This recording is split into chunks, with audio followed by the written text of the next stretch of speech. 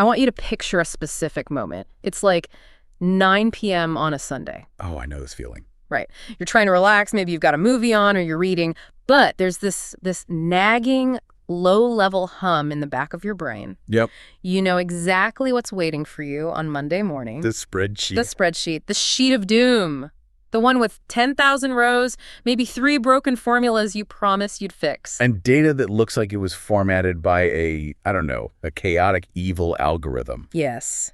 I think we have all been there. It's that unique mix of boredom and high-stakes panic. It is. You know, that one wrong click breaks the annual report, but you also just can't bring yourself to care about row 4005. Exactly. It's what I call formula anxiety. But here's the thing. We're diving into a source today that claims that anxiety is basically obsolete. Okay, I'm listening. We're looking at a massive masterclass from the Discover Talent channel, hosted by a guy named Vinod. And when I say massive, I mean it. This is a 13-hour beast. 13 hours. Wow. It covers everything from basic data entry to building these complex dashboards for supply chain, HR, public safety. So it's effectively a graduate-level course in modern Excel. Pretty much. And what's valuable about it isn't just the technical clicks, though there are hundreds of them. It's the philosophy. Vinod makes this really interesting point right at the start. What's that? He says, most people don't struggle with Excel because it's hard.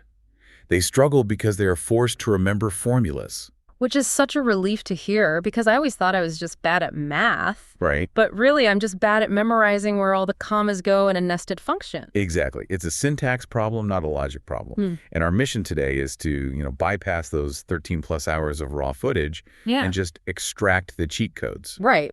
We want to move you from being a data entry clerk, someone just typing things into boxes and fighting the software. Through a data storyteller. I love that. Data storyteller. So the big headline here seems to be this shift away from memorization. If we aren't memorizing formulas, what are we doing? The spreadsheet isn't going to fill itself. Well, actually, it kind of might. The first major pillar of this whole deep dive is the shift to AI, specifically Microsoft Copilot. Okay. The source emphasizes that the workflow has fundamentally changed. It's gone from writing code to asking questions. So we're moving from a command line to a conversation. Exactly. In the source, they demo this with a public safety data set. Ambulance response times, incident reports, that kind of thing. Right, messy data. Super messy. Yeah. And in the old world, if you wanted to analyze that, you had to know the syntax for a pivot table or a complex SUMIFS formula. You had to speak Excel's language. And now? Now, you just type into the Copilot chat pane, summarize this data, and identify trends. And it doesn't just spit out a number. It doesn't just say 42. No, and that's the key difference. It interprets the data. It gives you a paragraph. In the demo, it looks at the data set and says something like, response times are significantly higher in the North Zone on weekends. Whoa. It finds the narrative for you. That is wild. So it's acting like a junior analyst. It's doing the grunt work of, I guess, reading the tea leaves. Precisely. But, and this is a huge but that this source highlights, this changes your role. You aren't the formula writer anymore. You become the auditor. You become the auditor, the editor. Right, because if the AI hallucinates and you put that in a report to the CEO, you can't exactly blame the chatbot. Exactly. You have to verify the output. But think about how much faster it is to check someone else's work than to build it from scratch. It breaks that blank page syndrome. It does. And it's active, too. You can tell Copilot, calculate the average response time for all incidents, and it will actually create the new column for you. And insert the formula. And insert the formula so you can see the math it used. It's not a black box. So it's teaching you as you go? Right. And this connects to other tools. There's this great example in the source about Outlook integration. Oh, this is the dream. Because usually, getting data from Excel into an email is a nightmare of formatting. It's the copy-paste walk of shame. You paste a table, the borders disappear, the fonts go crazy. Yep, been there. But in this new workflow, Copilot in Outlook can look at your Excel data and just draft the email for you. You just say, draft a status update based on this spreadsheet. And it just does it. It pulls the key insights, like that North Zone trend we mentioned, and writes a professional email to your stakeholders. So you go from raw numbers to a polished status update without ever switching your brain into writer mode. That is the efficiency game. But we have to come back down to earth for a minute. Okay. AI is incredible when the data is perfect. But in the real world, data is gross. it is filthy. It's got weird spaces, dates formatted as text, someone writing NA mixed in with zeros, all of it. It's the vegetables before the dessert. You cannot have the pudding of AI insights if you don't eat the vegetables of data cleaning. That's a good way to put it. And the source spends a good amount of time on this. But they show off some tools that make cleaning it surprisingly fast. The MVP here is FlashFill. Okay, I have seen this pop up in the menu, but I admit I usually ignore it. What is it actually doing? It is basically magic for text. The shortcut is Ctrl plus E. Let's say you have a column with full names, John Smith, Jane Doe. And you need just the first names. Right. In the old days, you'd write a text formula. Left, A1, search, A1, late. I have written that formula. I have cried over that formula. We all have. With FlashFill, you don't write anything. You just go to the new column, you type John in the first row, then you type Jane in the second row. So you're just showing Excel what you want. Exactly. Then you hit Ctrl plus E. Excel recognizes the pattern. Oh, you want the word before the space. And it fills the rest of the column instantly. Just guesses the pattern. It detects it. And it works for way more complex things, too. Like, say you have a list of email addresses and you just want the company name. Or messy phone numbers. Messy phone numbers, exactly. Yeah. You give it 2 or 3 examples of the correct look, hit Ctrl plus E, and it does the rest. That is amazing. But what about the stuff you can't see? I always get tripped up by those invisible spaces. The ghost spaces. Yeah, you download a report, and product A has a space after it, so it doesn't match product A without the space. They're the worst because they break your lookups and you spend hours thinking you're crazy. The source recommends the trim function for that. Just standard hygiene. Total standard hygiene. Just wrap your data in trim and it strips out all those extra leading and trailing spaces. Essential. And what about when things just go wrong? Like when you get those ugly #div0 errors? That's where you use IFR. It's like a safety net. Nothing destroys confidence in a dashboard faster than a bunch of error codes. It just looks broken. It looks broken. So instead of your formula just being A1B1, you say IFRO A1B1 pending. So if it fails, it displays pending or 0 instead of screaming at you. Exactly. Makes you look much more professional. Now, the source also mentioned something called regex. Oh boy. Regex, regular expressions. That sounds like we're drifting into coding territory. It sounds scary, but the application they showed is really cool for supply chain data. Imagine you have a shipment ID column, but it's a total mess. Okay. It's a text string like 2023 NYID 459 urgent. And the next row is CA 2023 ID 999 regular. And you just want the 459 or 999 part. Right, just the ID number in the middle. FlashFill might struggle because the pattern varies too much. Regex functions let you define a specific rule, like extract the 3 digits that always follow the letter's ID. So it's like a laser scalpel for text? That's a great way to put it. It's becoming more accessible in Excel, and for those messy, inconsistent logs, it's a lifesaver. Okay, so we've cleaned our data, we've scrubbed the vegetables, now let's cook. The source made a pretty bold claim. VLOOKUP is dead. Long live XLOOKUP. Is it really that much better? I mean, everyone knows VLOOKUP. It's like the Honda Civic of formulas. It is, but it's a 1995 Honda Civic that breaks down if you look at it wrong. Think about the limitations. Okay. You have to count the columns manually, 1, 2, 3, and if you insert a column later, everything breaks. Oh, that's the worst. And it can only look to the right. It can only look right, and, crucially, it defaults to an approximate match. Which means it might give you the wrong data if it can't find the exact one, but it won't tell you. Exactly. That one default setting has caused so many financial errors in the real world. XLOOKUP fixes all of that. How so? It looks left and right. It defaults to an exact match. Yeah. And, this is my favorite part, it handles errors gracefully. You can tell it, if you don't find the value, return not found. No separate IFR wrapper needed. So it's just smarter. Much smarter. But while XLOOKUP is an improvement, the real revolution in modern Excel is dynamic arrays. Dynamic arrays, let's unpack that. Because array is one of those words that makes non-technical people just tune out. Stick with me, because this changes everything. Traditionally, one formula equals one cell result, right? Right.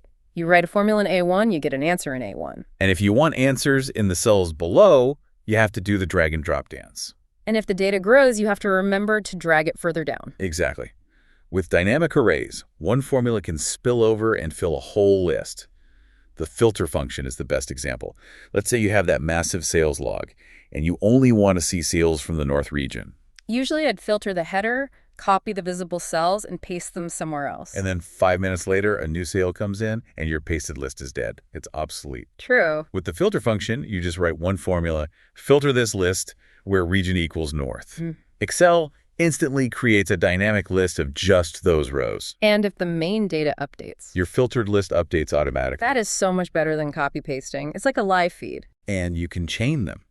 You can use ORTY to automatically organize that list, say, by revenue, without ever touching a sort button. It makes your data live and breathing. I can see how that leads directly into building dashboards. If your formulas are live, your charts have to be live. Precisely. And the source actually builds dashboards for HR and supply chain from scratch. The big takeaway there isn't just the charts, though. It's the interactivity. They rely heavily on slicers. Slicers are those buttons that kind of float on top of the sheet, right? Yes. Most people think they're just a fancy filter for one table. But the aha moment in the source is when they connect one slicer, say, a button for year, to 4 or 5 different charts and pivot tables at the same time. So you click one button and the whole dashboard just changes. The whole thing rearranges itself. You right-click the slicer, go to Report Connections, and just check all the boxes. Suddenly, you've built an app. And you can hand that to your boss. Exactly. And instead of them asking you 20 questions, what about the South region, what about Q3, they just click the buttons and explore the data themselves. That is the goal. Buying back your time by letting them answer their own questions. Speaking of saving time, there's a pivot table hack in the source that I think is worth its weight in gold.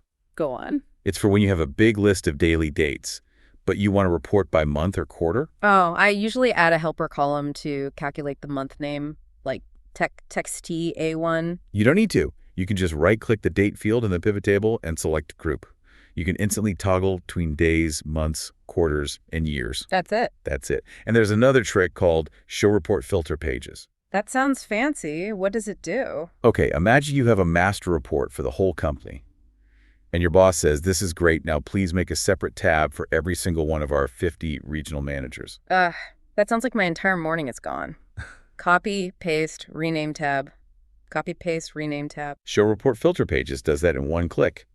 It takes your filter field, in this case, manager, and it explodes it into separate worksheets for each one. One click. One click. 50 tabs, named correctly, formatted correctly. It hurts my soul to think about how much time I've wasted doing that manually. It really highlights that advanced Excel isn't about being a genius. It's just about knowing the button exists. Incredible. One thing I noticed in the visuals from the source was how clean they looked. They didn't look like standard Excel grids. Yeah, a lot of that is conditional formatting. Uh-huh. But moving beyond just making things red or green, they use data bars. What are those? They basically put a mini bar chart inside the cell itself. So if you have a list of sales numbers, you don't have to read the digits to see who is winning. The length of the bar in the cell tells you instantly. So it's visual intuition. You don't have to process the number. You just see the shape. Exactly. It's great for spotting outliers. And that leads us to the final frontier of this masterclass, automation. The scary M word, macros. I feel like a lot of listeners tune out here because they think, I am not a coder. It doesn't have to be scary. The source focuses on the no-code approach. There's a tab in modern Excel called Automate, and it has a Record Actions button. So it watches what you do. Yes. Let's say every Monday you get a raw report, and you have to do the same 5 things. Bold the headers, format the currency column, add borders, delete the first 2 rows. The Monday morning drill. I know it well. Instead of doing it, you just hit record. You do those steps once, you hit stop, Excel writes the script for you. Next Monday, you just push the button, and it happens in half a second. That is a cheat code. It really is. And for those who want to dip their toes into the old school VBA, the source shows some VBA-light snippets. For example, a focus cell script. What does that do? You know when you're looking at a huge grid and your eyes start to cross, and you lose track of which row you're on? I usually use my finger on the screen to follow the line. I'm not kidding. A lot of people do. The focus cell script highlights the entire row and column of the cell you're currently clicking on. It creates a crosshair that moves with you. So you can't read the wrong number. You can't. It's so simple, but so useful for big data sets. That's brilliant. And there was one more automation highlight. Email automation. You can use a script to literally take a screenshot of a specific range in your dashboard and automatically email it to a distribution list. So you don't even have to open Outlook. The spreadsheet does the reporting for you. Ideally, yes. You build the engine once, and then you just let it run. This has been such a shift in perspective. We started with the idea of Excel as this grid we have to fight with, trying to remember where the commas go. Yeah. But listening to this, it feels like the goal isn't to be a calculator. No, the goal is to be an architect. You build the structure. You set up the pipelines with scripts, you clean with flash fill, you analyze with dynamic arrays, and then you just let the data flow through it. Advanced Excel isn't about knowing the most obscure formulas. It's about knowing which tool, whether it's AI or slicers or automation, solves the problem fastest. It's about efficiency, not memorization. Precisely. If you are manually typing things or manually moving rows around, there's almost certainly a better way. So for the listener who is feeling inspired but maybe a little overwhelmed by all these new features, where should they start? Just pick one. Don't try to overhaul your entire workflow tomorrow. The challenge I'd offer is to try just one modern feature this week. If you're still using VLOOKUP, just force yourself to try XLOOKUP once. Or flash fill. Or use Ctrl plus E for flash fill.